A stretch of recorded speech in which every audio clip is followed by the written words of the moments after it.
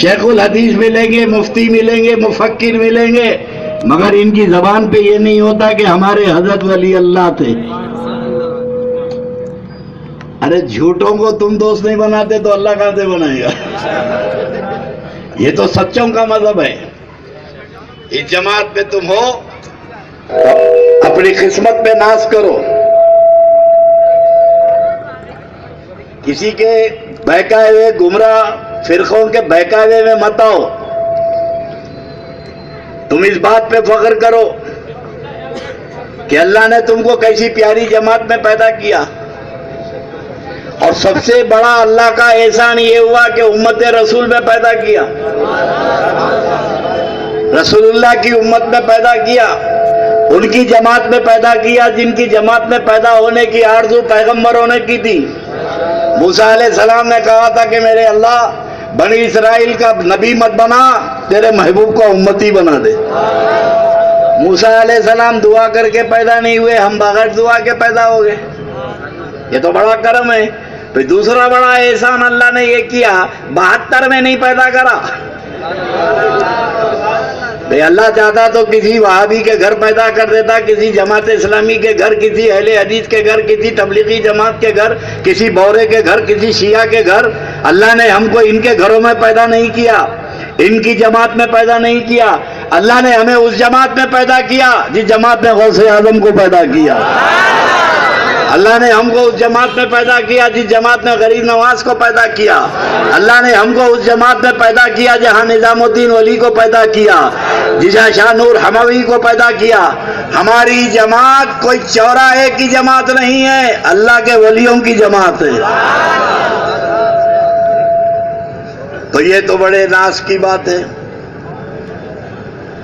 اور میرے دوستو، چونکہ ہماری جماعت میں ولی زیادہ پیدا ہوتے ہیں، آج کا جلسہ ہے جلسے فیضان اولیاء،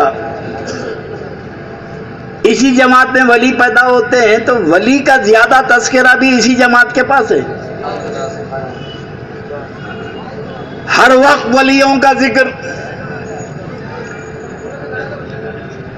ہر وقت اللہ کے ولیوں کا تذکرہ ہماری جماعت میں ہے۔ کوئی موقع ایسا نہیں ہے، کوئی مہینہ ایسا نہیں ہے، کوئی ہفتہ ایسا نہیں ہے جہاں کسی ولی کا ذکر نہ ہوتا ہو۔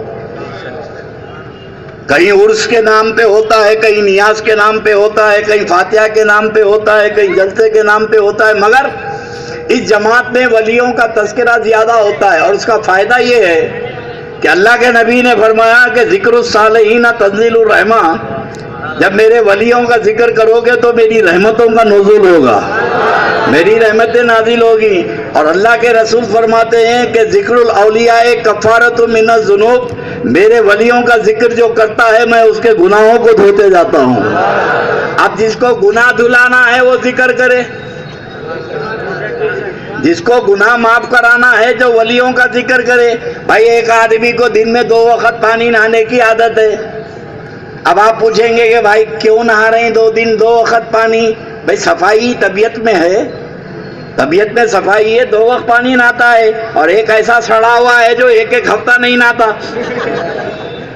بازو سے گزرے تو بدبو آتی ہے۔ تو یہ اہل سنت والجماعت بڑا پاکیزہ مذہب ہے، ان کی سیرت بھی پاک ہے، ان کا قلب بھی پاک ہے، ان کی فکر بھی پاک ہے، اس لیے کہ یہ جماعت میں غوث پاک ہے۔ ہم تو پاکی کا تصور رکھتے ہیں۔ اب ظاہر ہے کہ جب ولیوں کا ذکر ہوگا، جس جماعت میں ولی ہوں گے تو اسی جماعت میں تو ولیوں کا تذکرہ ہوگا نا بھائی۔ اور ہمارے پاس اگر کسی کی آخری تعریف کرنا ہے، کسی کی بہت زیادہ تعریف کرنا ہے تو چھوٹتے کیا بولتے؟ ارے کیا آدمی تھے بھائی، پہچانے نہیں ان کو، کیوں؟ ولی تھے۔ چھوٹتے ہی زبان پہ آتا ولی تھے۔ اور ان کے بڑے سے بڑے مر جاتے مگر کبھی یہ نہیں بولتے تھے ولی تھے، کیونکہ ہوتے تو بولتے نا۔ جب ولی ہماری جماعت میں ہوتے ہیں تو تذکرہ بھی ولیوں کا ہوتا ہے۔ اور ولی کے قریب کون ہوتا ہے؟ ولی کی ضرورت کسے ہوتی ہے؟ مرشد کی ضرورت کسے ہوتی ہے؟ آج کل لوگ کتابیں پڑھ رہے ہیں, لٹریچر پڑھ رہے ہیں, کہتے ہیں بھئی ہم کو نہ کسی پیر کی ضرورت ہے, نہ کسی ولی کی ضرورت ہے, نہ کسی مرشد کی ضرورت ہے. ہم لوگ تو نہ مرشد کو مانتے ہیں نہ ولی کو مانتے. یار کتاب ہے, حدیث ہے, قرآن ہے, پڑھو. یہ کہاں کے ولی, کہاں کے مرشد, یہ کس کے پیچھے پڑے ہوئے ہیں؟ کتاب اللہ موجود ہے, حدیث رسول اللہ موجود ہے. ہمارے پاس تو ہمارے مولانا کا لٹریچر ہے, ہمارے لیے اتنا کافی ہے. ہمیں ولی کی ضرورت نہیں. اور ادھر کے طبقے کو ہر وقت ولی کی ضرورت ہے, ہمیں ہر وقت ولی کی ضرورت ہے. اور سامنے والا گروپ ہے, اس کو ولی کی ضرورت نہیں. اب ولی کی ضرورت کس کو ہوتی کس کو نہیں ہوتی, وہ قرآن سے سنو. بھائی فیصلہ نہ میں کروں نہ تم کرے, اللہ کے کلام کو ریفر کر دو کہ ولی کی ضرورت کسے ہے, مرشد کی ضرورت کسے ہے. اور ولی کی ضرورت کسے نہیں ہے, مرشد کی ضرورت کسی نہیں ہے. تو سورہ کہف میں اللہ رب تبارک و تعالیٰ فرماتا ہے کہ وَمَن يُضْلِلْ فَلَن تَجِدَ لَهُ وَلِيًّا مُرْشِدًا. اللہ جب کسی کو گمراہ کر دیتا ہے, اللہ جب کسی کو گمراہ کر دیتا ہے, اس کا کوئی ولی و مرشد نہیں ہوتا. اس کا مطلب ہے کہ اللہ جسے ہدایت پہ رکھنا چاہتا ہے اس کے پاس ولی بھی ہوتا ہے, مرشد بھی ہوتا ہے. تو یہ ہدایت یافتہ جماعت ہے. ٹھیک ہے, قدم قدم پہ اولیاء اللہ تبلیغ کے لیے آئے. اب ظاہر ہے کہ جب اللہ کے ولی آئے ہیں, یہ اللہ کے سفیر ہے, یہ خود سے دیا ہے اورنگ آباد میں, اللہ نے انہیں اپائنٹ کیا ہے. یہ اپائنٹڈ بھائی اللہ ہیں, اللہ نے ان کو یہاں مقرر کیا ہے. غریب نواز کو بھیجا تو ہندوستان کا سفیر گورنر بنا کے بھیجا, اور یہ غریب نواز تو ہندوستان کے گورنر ہیں. تو یہ چھوٹے چھوٹے اولیاء اللہ یہ آستانوں میں ہیں, یہ ان کے کلیکٹر ہیں. یہ ایک نظام ہے, حکومت ہے ولایت کا. یہ اپائنٹڈ بھائی اللہ ہیں. ذرا سوچو, ایک آئی پی ایس کا ایگزام دے کے ایک آدمی پاس ہوتا ہے, آئی پی ایس کا ایگزام دے کے پاس ہوتا ہے, ٹریننگ بھی لے لیتا ہے, تو حکومت اسے اپائنٹ کرتی ہے. ایک آئی پی ایس آفیسر کو حکومت اپائنٹ کرتی ہے. کیوں؟ امتحان کے پاس ہونے کے بعد حکومت کی مرضی کے مطابق اس نے پرچہ حل کیا, ایگزام پاس کیا, تو حکومت اسے آئی پی ایس کی ڈگری دیتی ہے اور اسے کہیں پر اپائنٹ کرتی ہے. آئی پی ایس کو کہیں ڈی سی پی بنا کے بھیجتی ہے, کہیں کمشنر بنا کے بھیجتی ہے, آئی ایس کا ایگزام ہوا تو کلیکٹر بنا کے بھیجتی ہے.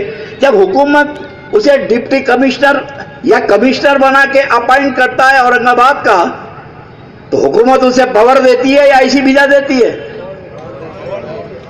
بولو بھائی, ایسی بھیجا دیتی ہے. اس کے ہاتھ میں پاور, لائن آرڈر کا پاور دیتی ہے, جسے چاہے اندر کر دے, جسے چاہے چھوڑ دے.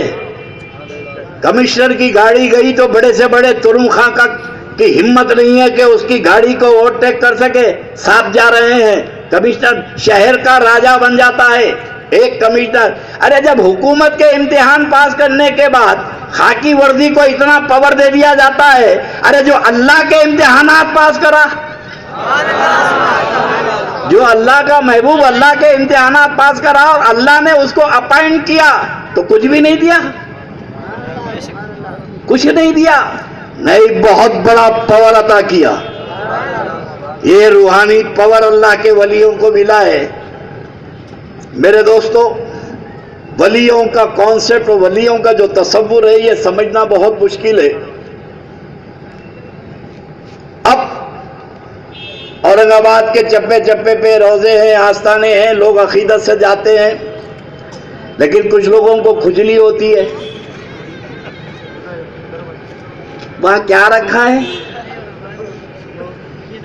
700 سال ہو گئے دفن ہو کے,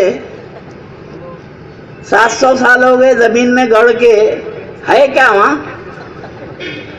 وہاں ہے. تو عاشق کہتا ہے کہ بھائی ہے, اندر ہے. ارے کہاں رہتے صاحب, 700 سال سے زمین میں گڑ گئے, دفن ہو گئے, سڑ گئے, گل گئے, ہڈی بھی نہیں ہوں گی. وہاں تو ان کی ہڈی بھی نہیں ہوں گی. یہ اپنی محفلوں میں لوگوں کے دماغ کو پلٹاتے ہیں. یہ کہہ کے کہ قبروں میں کچھ بھی نہیں ہے, قبروں میں کچھ نہیں رہتا. میں بیچ میں ایک ضمنی بات کر کے آگے بڑھ جاؤں گا. اگر خبر میں مطلقاً انکار کر دو کہ کچھ بھی نہیں رہتا تو کافر ہے وہ. اگر مطلقاً انکار کر دے کہ خبر میں کچھ نہیں رہتا وہ کافر ہے, قرآن کا انکار کر رہا. اللہ فرما رہا ہے کہ فَإِذَا نُفِخَ فِي الصُّورِ مِنَ الْأَجْدَاثِ رَبِّهِمْ يَنْسِلُونَ قَالُوا يَا وَيْلَنَا مَنْ بَعَثَنَا مِنْ مَرْقَدِنَا. جب سور پھونکا جائے گا تو یہ قبروں میں سے اٹھیں گے. قیامت کا تکبیر رسالت غوث اعظم. جب سور پھونکا جائے گا قیامت سے پہلے, ابھی نہیں بتا رہا ہوں میں, قیامت ابھی تو بہت زمانہ ہے. قیامت میں جب سور پھونکا جائے گا تو یہ مردے قبروں میں سے زندہ نہیں ہوں گے. قالوا یا ویلنا من بعثنا من مرقدنا. قرآن کہہ رہا ہے ہم آرام سے سو رہے تھے, ہم کو کس نے جگایا. اگر کوئی مطلقاً انکار کرتا ہے کہ قبر میں کچھ بھی نہیں ہے تو قرآن کا انکار ہے. اللہ اب اٹھیں گے وہی جو رہیں گے, اندر رہیں گے تو اٹھیں گے نا. جب ہڈی بھی نہیں ہوگی تو پھر اٹھیں گے کون. یہ تو قرآن کا انکار ہے, یہ نہ سمجھ ہے. اور پھر تمہاری اگر تھیوری کو یہ مان لیں قبر میں جانے کے, بھائی فون بند کیجئے یا تو تقریر سنیے. قبر میں اگر گاڑ دیے, سڑ گئے, گل گئے, یہ تمہاری تھیوری اگر مان لے جماعت والوں کی, اندر کچھ بھی نہیں رہتا, کچھ بھی. اصل